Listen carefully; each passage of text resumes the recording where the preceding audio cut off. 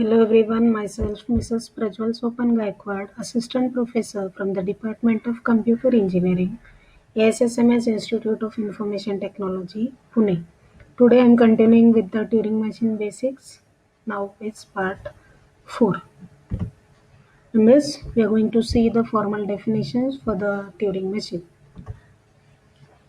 We already have seen the transition function of a Turing machine. Here is an example. We are in state Q1. So this is the transition.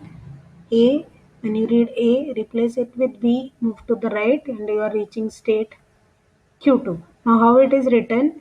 A transition function of Q1, input symbol is A, and it gives output as triplet, which is state, then the replace symbol and the direction.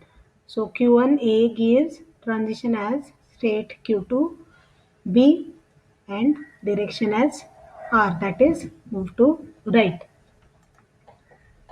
Now this transition of Q1C, so you are getting what? State Q2 symbol as D and direction move to the left.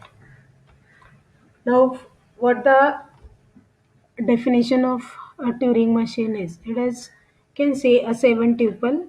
We declare suppose a machine M as a Turing machine. So the tuples are Q, that is set of states. Sigma is, you can say, the input alphabet. Tau, that is, you can say, the tape alphabet. Then transition function.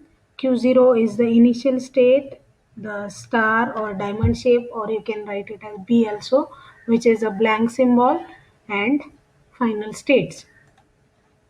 So how actually the configuration is written? You can write it as the, or call it as the instantaneous description of the Turing machine. Now from the tape, as we can see, the head is at pointing at B and is in state Q1, and on the left side you are having still the input as CA, and on the right hand side it is as A.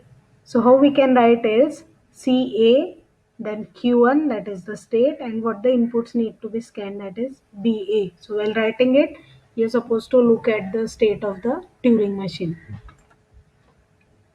Now from the previous diagram, if we can see, earlier it was at B. Now take an example. Here suppose the input tape is X, A, Y, B, and at timestamp 4 you are in state Q2. And now how we can write this? So you are in state Q2 and everything on the right hand side. So X, A, Y, B. So this is arrow indicate what? This is the transition. So at time 5 where you are reaching X on the left hand side, that is X, then state Q0, and the remaining A, Y, B on the right hand side. So a move of the Turing machine is written like this by looking at the state of the Turing machine. So it is Q2 XAYB gives X Q0 AYB. So that is the transition. So Q1, now again it is moved. So this after timestamp 5 timestamp 6, so it is XX Q1YB, then XXY Q1B. So it is XXY Q1B. So we have started at timestamp what? 4. That is Q2 XAYB, which gives timestamp 5, then times 6, then times 7.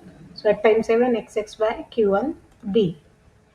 So the whole transition, how we can write it as a equivalent transition, start with timestamp 4, it is Q2 XAYB.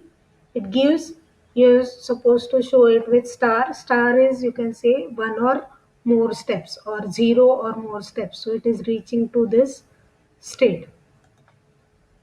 Thank you. So in that we have studied what? The instantaneous description and formal definition of the Turing machine. Thank you.